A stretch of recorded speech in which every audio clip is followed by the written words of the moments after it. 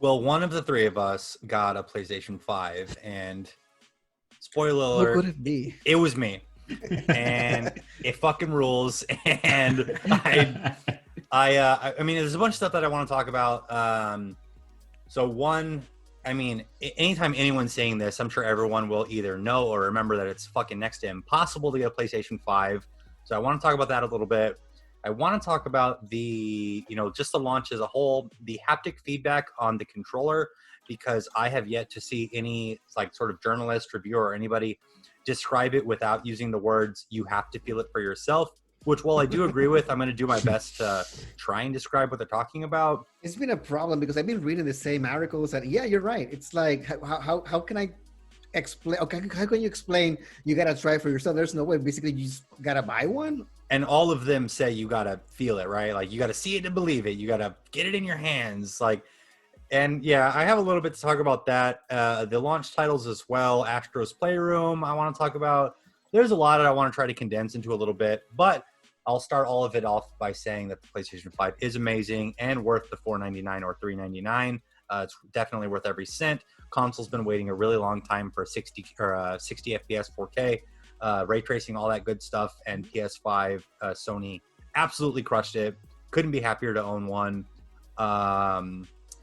But before I ramble too much, because I've been talking about PlayStation all week, do you guys have any direct questions for me or any opinions outside of me owning a PlayStation that you guys think about Sony, PS5, etc.?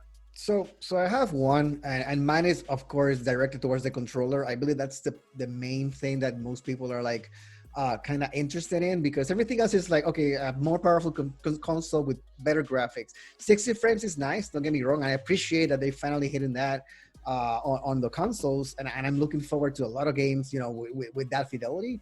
But the controller, man, you told me at one point that you could feel the rain. And when you told me you could feel the rain, I'm still at that mental level. Yeah, like that's pretty much, you gotta feel it for yourself so you can explain me how do you feel the rain. Like you feel like drops dropping at you. I mean, I can understand that you were talking about the controller, but how I was trying to ask myself, how do you feel the rain? So I just want to ask you, see if you can explain to me, how do you feel the rain, Chris? I'm gonna try, and I'll lead this off by saying, prior to me playing it and going through everything, I had the same thing. Every review, every article said you have to feel it. So I'm going to do my best here. Yeah, the controller is very futuristic, and it feels like it's a 2020 console that you would have heard about in 2005 or whatever. Basically, the vibrations in the controller change in such a way where it's not a single pulse vibration, whether it be sort of weak or sort of loud, and then the patterns that they change in a way that, like, let's say for example it's rain, for example, you get very, very gentle little pulses on your hand over and over and over and over and over, but to the exact like beats per minute of the rain happening on screen, whatever game it is, you could stop, go somewhere, and basically see the raindrops on the screen. And then as your hand is getting touched by very, very, very tiny, rapid fire, small vibrations in certain parts of your hand even, that it sort of emulates the feel of rain. What game were you playing when you felt this? This is all in Astro's Playroom, which was a tech demo, but I have felt the haptic feedback in Miles Morales. Okay. So, yeah, there's Astro's Playroom is the tech demo that PS5 launched with, which is insanely fun, and I think Astro should be the mascot of PlayStation forever. Get Crash out of here. Astro is amazing. It's about 4 hours long, maybe 5-6 if you want to 100% it, but it's incredible. It's adorable, and I kind of promise not to spoil too much about it, because I think that everyone listening, including both of you, deserves to experience this absolute fucking magic by themselves, because it made me feel like I was 11 years old, and I'm 30. Like it made me feel like a little kid in the best way possible. It had little surprises and Easter eggs that just made me like it was so cool. But the tech behind it is the big one that everyone's talking about, and I don't know if I can. I can explain how I feel it and how I perceive it, but I think that's it. I think it's partially the way that the controller inherits, I guess, what's happening on the screen versus what you're seeing.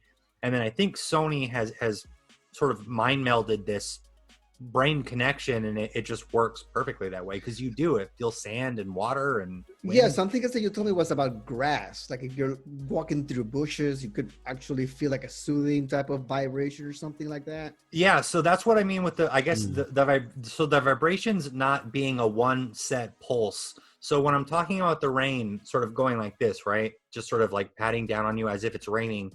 When you're holding the controller and you're walking through long grass, it's almost as if the controller's, doing like a little wave kind of thing on your palm. Oh, it's like brushing off against you pretty much. It's like brushing off against you. And I'm not even sure the technology behind it. I don't know how they programmed it into these, because it's pretty space age to me. And even the triggers, whenever you're meant to be pulling a lever or firing a bow and arrow, the triggers physically get harder to pull, but also not in a way that it's uncomfortable or unfun.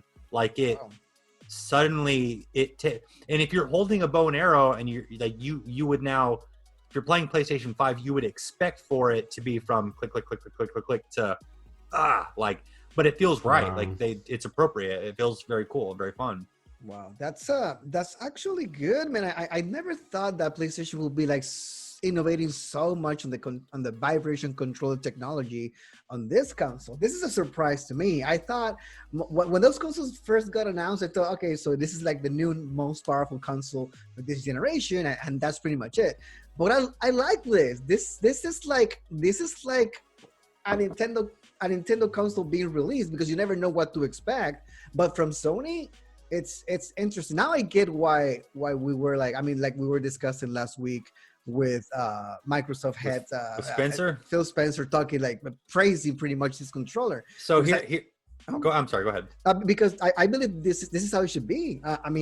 This is innovation. So at least I'm happy that I see Sony kind of taking a risk in a way, because it's still like a gimmick, but it could be like a potential thing that stay like establish a precedence where it's moving forward. It's gonna be like this, but still, we don't know. And before we continue, I have one more question for you, Chris, related to the controller. Yeah. I read some articles that says that because of this technology, kind of has all those censoring motions and things like that. And I believe that pretty much that takes a lot of code to do, pretty much a lot of interaction with the gameplay. Does the battery last on the controller, or is that like an issue that some people are reporting that it is not in system pretty much? I think it might be. So I haven't heard of this yet, but I thought I was going to experience it.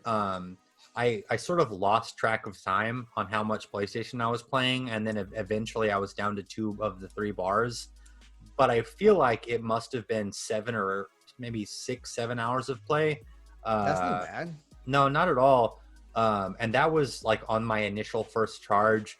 So I think it must be, a combination of faulty like original controllers, and then like literally like me losing track of time, because I've now played Astro's Playroom significantly longer than several other PS4 games that I've kind of just dicked around in, and yeah, I did not realize I had done that. So, which is the thing that we most of us do when we're playing a game. We lost track of time. The game is super fun, and it's like we're hypnotized and pretty much interacting with this world. 8 hours, I can see some people maybe complaining, maybe people that plays like 16 hours straight. But if you're like a casual gamer, you should be fine. I'm guessing. I don't know. No, it feels fine. I gave both controllers. I own a full charge the second day that I bought it, and I've never charged them again, and they're still going strong. Okay. But before we get away from anything else, and it's going to be, I don't want to talk. I guess the launch will be sort of boring to talk about, but I will say a little bit more on the controller. It's not exclusively the haptic feedback, and I'm excited that you're excited, Will, and then hopefully Manny, you're going to get stoked on it too. It's more than that. They have the motion controls running on the 60 FPS 4K. So like just like the Wii did and the Wii U and Mini before it, you do the regular ass driving and whatnot with it, but it's running at 4K 60 and responding it's responding accordingly. Yeah. And then the touchpad you draw on and you zip stuff up with and you fling things. And I don't think it's going to be a gimmick. I think unlike many consoles before it, I don't think this is really going to be a gimmick. I think this is going to kind of put fire under the foot of a lot of developers, and they're going to have to integrate these types of controls for their AAA games, because it's just, for example, in Miles Morales, you can feel, without turning on the accessibility mode, which is when you can feel everything more, you can feel when you shoot out like an electro drone, you can feel every single web that he webs. Like it just, I mean, it really puts vibration to shame, man. It's some new age technology.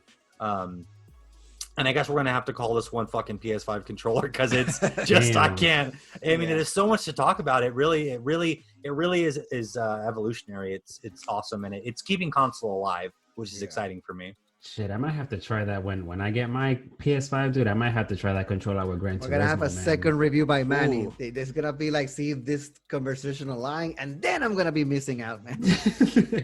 Nah, man, I mean, it's the way you explained it, dude. Gran Turismo, I feel like that's gonna be an awesome game to like. You're gonna end up. I promise. And I've played it so much now that I know you're gonna feel like you're in a car. Like you're going to feel like you're in a fucking car. If Gran Turismo follows suit of everyone else, you will feel like you're. If you have it turned on, you're gonna feel like you're in the pit of a car. Like wow. I know it for sure. All right. Pick up a PS5 if you can, because it's so cool. I was on a wait, and I mean, I do want to wait because I really want to get it when Gotham Knight comes out, and I'll try to make my own bundle. But I mean, we'll see. Yeah. Oh, I that's a perfect.